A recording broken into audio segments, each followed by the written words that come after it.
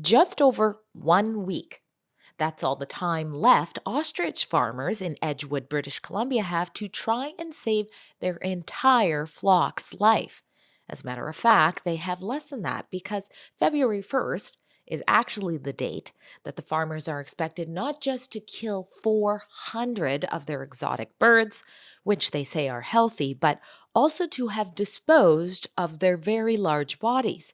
Unless something makes the Canadian Food Inspection Agency budge on their culling order. And that's where you come in. I'm Drea Humphrey with Rebel News, and if you're concerned about government overreach threatening farming sustainability, scientific integrity, and food sovereignty, let me tell you why you need to take just a few seconds to join myself and others in calling on the CFIA to reverse their culling order at our special website called SaveTheOstriches.com. Since 2022, almost 7 million birds have been culled in British Columbia, a practice that appears to be picking up steam in recent months, as evident by mass poultry shortages in certain grocery stores, especially after a teenage girl reportedly caught H5N1 flu late last year and recovered.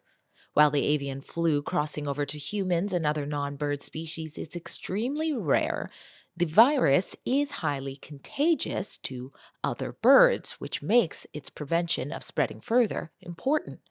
But what if the virus has already spread through your flock, and the remaining 400 animals that have been a part of your remote farm for years to the point that they've become like family already have herd immunity, but the state doesn't care? That's the nightmare that Universal Ostrich farmers Karen Esperson, her business partner Dave Belinsky, and Karen's daughter Katie Pisitny are currently living through. And that's why they are desperate for your help to save their farm. I have an interview coming up with Katie and a scientist to share the full story, including why these naturally immune birds are showing strong signs of resilience to the avian flu, and how the Kootenai farmers are expected to slaughter them anyways, are also being threatened with reminders that they could end up in jail if they dare to run their own tests, proving that maybe they are healthy instead of going with the state's H5N1 PCR test results that were ran on two of their deceased birds from weeks earlier. After an anonymous call came in, of course, that their birds had the avian flu. Now, what you do need to know for this moment here to take action is that these birds are not being used for human consumption, and they're based in quarantine on a very secluded farm. Instead, what they were being used for was to further science.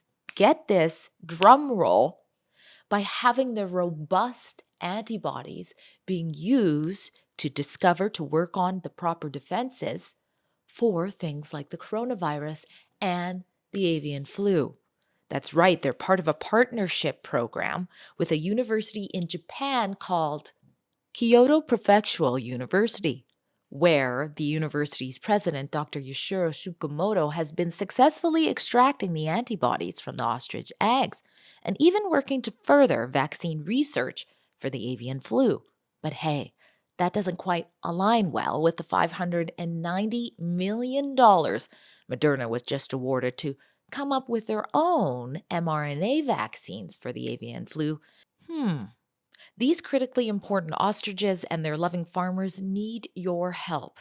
That's why I've set up a way for you to take action so easily and in just a matter of seconds at our special website called SaveTheOstriches.com. There, in just a couple of clicks, you can fire off our pre-written emails or respectfully tweak them to your liking to immediately call the key players with influence over this matter to have this culling order be reversed. That includes the Liberal Minister of Agriculture and Agri-Food, Lawrence Macaulay, the Conservative critic for that ministry, and of course the CFIA and its department that rejected the farmers' appeal to try and save their flock's lives.